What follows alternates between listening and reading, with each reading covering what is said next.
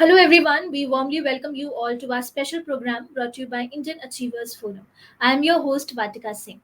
Indian Achievers Award is an honor that celebrates the people who went extraordinary to effectuate their aspirations and ideas. In this series, we emphasize not only on the struggles and achievements of the people, but also on the social contributions they made to their native land, India. Before introducing you all to our one such achiever, let's take a look at the small AV.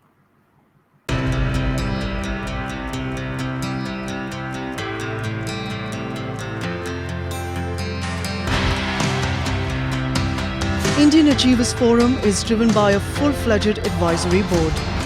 The board consists of experienced personalities who have excelled in their respective careers.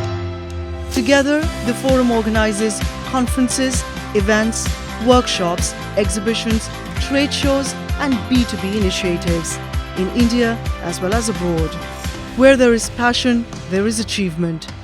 And where there is achievement, there is Indian Achievers Forum.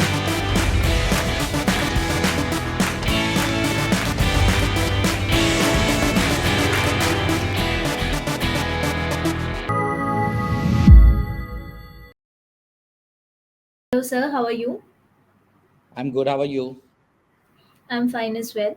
So, before entering into the questions, tell us something about you and your professional role. I'm into this industry for almost 18 years now. I started with being a small associate in a company, grew up the ladder, and then it's been almost 5 years plus that I've now ventured into my own business. We survived COVID. Being somebody as a company, we started just before COVID. We were growing. We were becoming a serious company in the industry, and COVID hit. So just like everybody, we were also taken back. But by God's grace, by the efforts of the team and everybody, we survived, and we're still growing. Now after COVID, we have recovered pretty well. This is like our sixth year into existence. We have started with one company in Nigeria, and now we have grown up to five companies within Africa. Hopefully, we'll grow into more. We have a setup in Dubai. We have a setup in Baku. We have set up in India. We have five offices in Africa: Nigeria, Ghana, Kenya, Tanzania, and Zimbabwe. Hopefully, we'll grow more. Right, sir. So, I'm really keen to know that what inspired you to pursue this particular field as your business. This is something very interesting. I've before starting my own venture, joined African OTA who are big in Africa, and actually that gave me the exposure to the African market. I personally actually stayed in Africa, specifically in Nigeria, for 6 months, and where I actually saw the gap between the travel agents and the DMCs in Dubai and other parts of the world. And that's where the one actually when I was there, I thought that okay, this is a big gap which I could cover because I've stayed in that country for a long time. I could actually gauge that okay, this is the requirement of that country, and as a continent, Africa, and hence being somebody from the travel industry, I knew about the other side of the table. So I thought, why not me as an individual come up and bridge that gap where I can actually bring quality to the table and bring us get the agents in Africa, in different parts of Africa, direct access to very competitive and quality services in Dubai and other parts of the world. So that's my exposure to that country where I felt that it was seriously missing, which made me take this step. Right, sir. So, moving ahead, we know for a fact that starting anything has never been easy for any one of us. So, what all were the challenging predicaments that you had to go through initially in your journey in this business? See, Africa from the word go is challenging. It's from the word go because it's a very, very immature market. It's an upcoming market. The infrastructure is not as great as other parts of the world.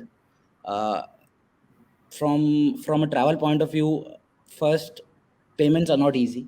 So you need to have a proper channel to collect payments and to remit payments. That's very challenging. Secondly, to hire staff. It's not easy to get good staff in Africa.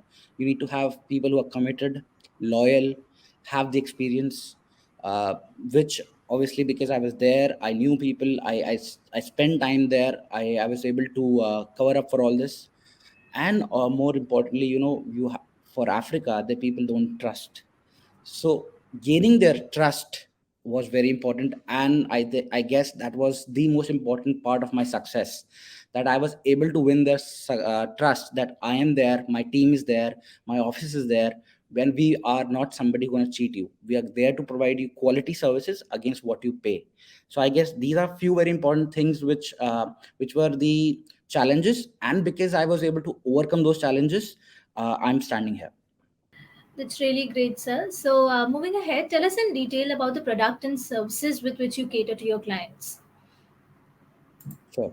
Uh, we are a DMC. We are currently we're servicing two markets, Dubai and Baku. For Dubai, we have our own fleet. We directly work with the hotels, transfers, uh, attractions, tickets, uh, anything under the sun practically for Dubai. And we do Dubai from Africa. So basically, from the offices I have in Africa and India, we do inbound to Dubai, and from Middle East and India, we do outbound to Baku, where again I have my own setup, I have my own staff, and complete setup where we work directly with the hotels, we work with transfers, tickets, guides, like a DMC setup. So basically what we're offering are complete end-to-end DMC solutions for Dubai and Baku. When I say Baku, it's basically Azerbaijan. That's the country. Baku is like Dubai.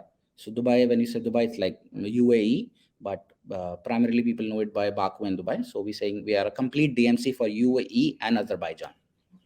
Right, sir. So, since we all have certain plans for our future, what are your plans with respect to the organization? See, my plans are to grow in Africa. Unfortunately, COVID came in, so like just like everybody, we had to stall our plans.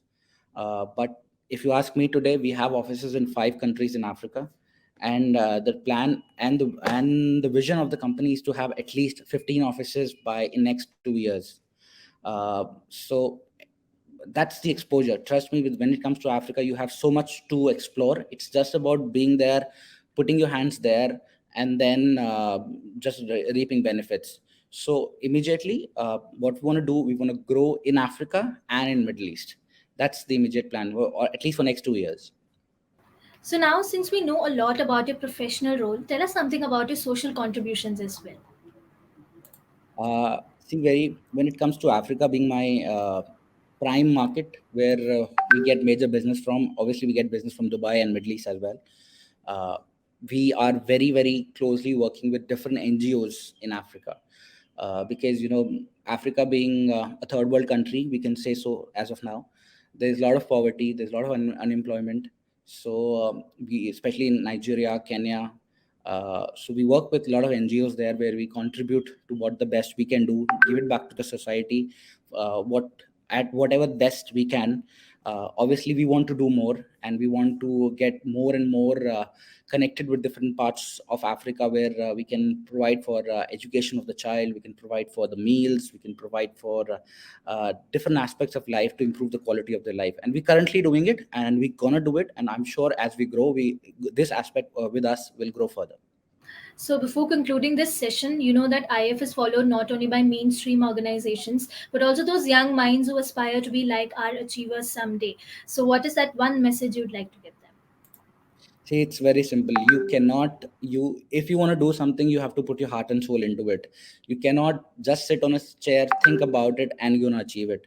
In my case, I'll tell you, I wanted to do something in Africa. I actually lived there. I spent years there, months there, living there to understand how the economy works, how the destination works, what people think, where do they come from. So if you want to do something, you actually have to get into it. You have to get your hands dirty. You cannot sit and achieve something. So that's where I'm saying the bottom line is that if you really want to achieve something, you really put your heart and soul into it. And that, I must say, is a great piece of advice. Thank you so much for joining with us today. It was a pleasure talking to you, and we hope that you continue to inspire people of all ages forever. Thank you so much, sir. Thank you so much. Thank you so much.